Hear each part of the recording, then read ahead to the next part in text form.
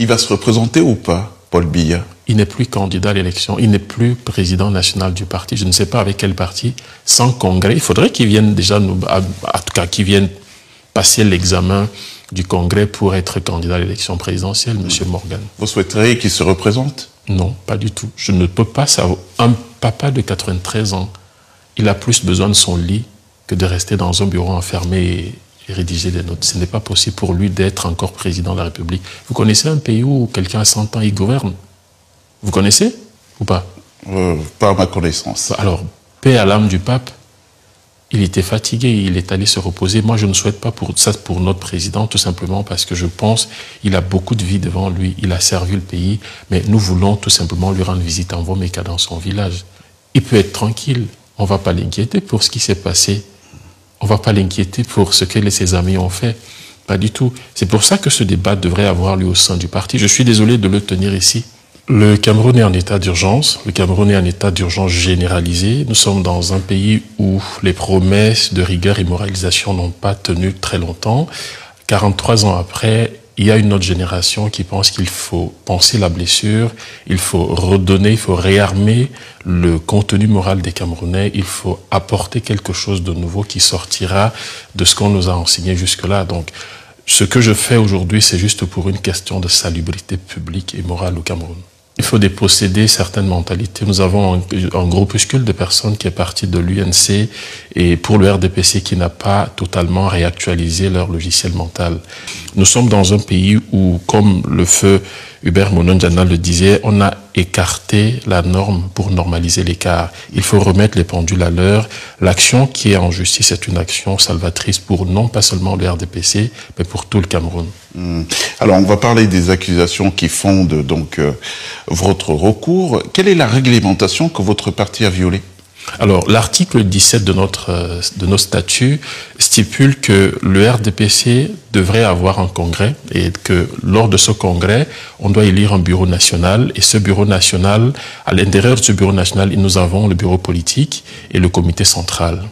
Sauf que le dernier congrès en date est 2011. 2016 devrait avoir un autre congrès qui n'a pas eu lieu. On nous a fait savoir qu'il y a eu un groupuscule qui s'est réuni au Palais de l'Unité, au Palais des Camerounais, alors que nous avons un siège. Ils se sont réunis et ils ont décidé ad vitam aeternam de prolonger le mandat, Admettons même que 2016 jusqu'en 2000, normalement 5 ans après, c'est-à-dire en 2021, on devrait avoir un autre congrès. 2025, il n'y a pas de congrès et lorsque on demande, je pense avoir fait ce qu'il fallait faire pour amener les uns et les autres à la raison, mais rien. Donc, on est là en face d'un groupuscule qui veut conserver le pouvoir et aussi, nous, de notre côté, nous sommes une nouvelle génération qui refuse de se plier à cette anormalité-là. Okay. Le président national, de fait, parce qu'il ne l'est plus, s'appelle M. Paul Biya. Donc, alors, Paul Biya est l'ancien président. Il est l'ancien président du RDPC. À partir du moment où son mandat est arrivé à expiration, il devient un ancien président. Pour le moment, le RDPC n'a pas de président national. Ce que je dis est statutairement vérifiable. Donc, pas de bureau national, pas de comité central, pas de bureau politique valide. La seule issue, c'est pour ça que nous avons saisi le juge des référés justement en urgence, étant donné que nous avons une élection présidentielle en vue. Il faut absolument que le juge nous permette de tenir un congrès qui donnera la légalité, que ce soit au parti, que ce soit également aux candidats que nous allons pouvoir présenter pour éviter au moins, même si on veut, on va gagner l'élection, ça peut être possible. L'objectif du juge ici, c'est de pouvoir nous donner un mandataire qui nous permettra d'avancer sur ce point-là. Monsieur Paul Biya n'est pas président du RDPC, encore moins le comité central qui prend des mesures qui sont totalement hors contexte aujourd'hui. Mais pour moi, c'est une blague. Il y en a qui se perdent quelquefois. Moi, je crois que celui-là, il fait partie de ceux qui se perdent. Et du coup, ces éléments de Taylor, là, Taylor, tu connais pas son nom, Nana? On n'a pas besoin, j'ai entendu, vous-même vous avez aggravé votre cas. Comment est-ce que la justice peut lui donner raison alors que le même juge a été nommé par le président de la République? On n'en arrivera pas là. Quand on va tout simplement lui demander quelle est votre qualité qui vous pousse, vous appuyant sur vos statuts, rien d'autre, qui vous pousse à faire une telle démarche, vous voyez très bien que lui-même, il va commencer à bégayer. Et pour le communicant du RDPC, Patrick Riffoé, la démarche de Léon Teller-Onana n'a aucune chance d'aboutir. C'est la démarche d'un loup solitaire. Ça ressemble davantage à un suicide politique qu'autre chose. Vous avez un ministre qui a la peine de dire quel est le prix d'une baguette, qui vous dit que le Camerounais moyen peut vivre avec 30 000 francs CFA. Vous êtes en Europe, à moins de 50 €, on vous dit une famille peut vivre avec moins de 50 €. Est-ce que vous pensez que cette personne a encore l'âme humaine? Il faut aller voir le contenu de la personne. Maintenant, le dernier, c'est un obligé. C'est pour lui que je me bats. Il est envoyé pour faire ça, parce qu'en réalité, il n'attaque pas le fond, il attaque plutôt l'individu. Aujourd'hui, nous avons demandé au juge de demander à la partie adverse de prouver statutairement que le secrétaire général du parti est en capacité d'ester en justice. L'audience du 8 mai prochain nous aidera donc plus ou moins à clarifier cette position. Vous estimez que non?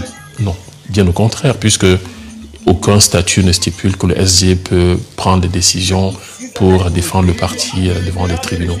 Alors, la prise de parole de vos camarades du parti, pour l'instant, n'est pas forcément en votre faveur. Vous vous sentez marginalisé ou soutenu par une frange de militants? C'est un petit groupuscule d'individus accrochés à leurs privilèges qui viennent dire ce qu'ils viennent dire. Là, allez-y, baladez votre micro dans les rues de Yaoundé. Le RDPC aujourd'hui est confondu à l'État. Donc ceux qui dirigent le RDPC sont les mêmes qui dirigent l'État.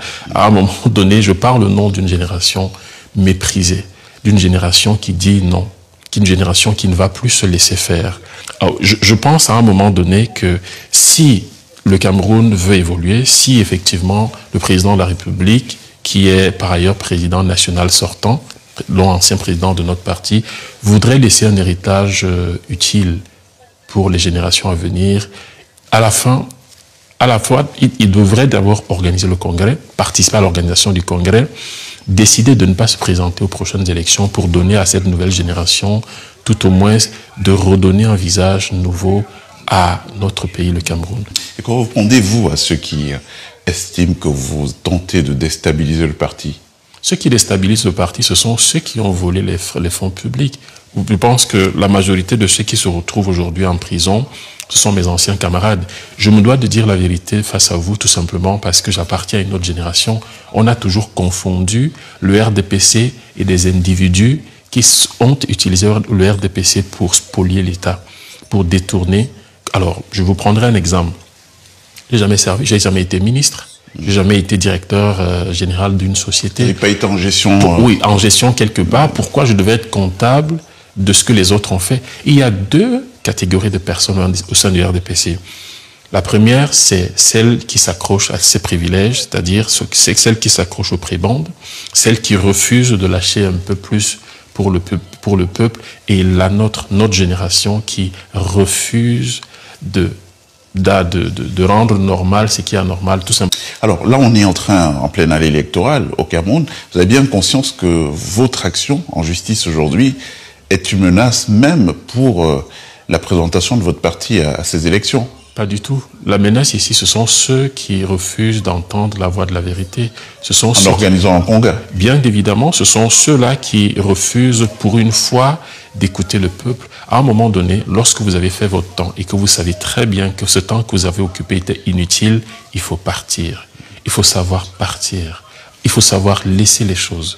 Je pense qu'on est arrivé au point aujourd'hui, il faut laisser de côté les partis pour parler clairement de ce qui est utile.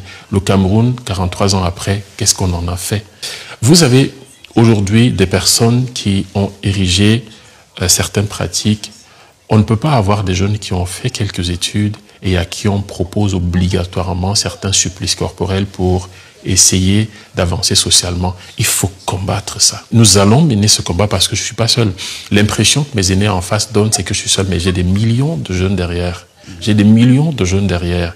On ne peut pas aujourd'hui avoir pour seul argument le moulinex et croire qu'on va écraser les intelligences dans ce moulinex-là. Parce qu'il y a un ministre de la République, un camarade du parti, qui a utilisé cette expression, qui est passée inaperçue, personne n'en a parlé.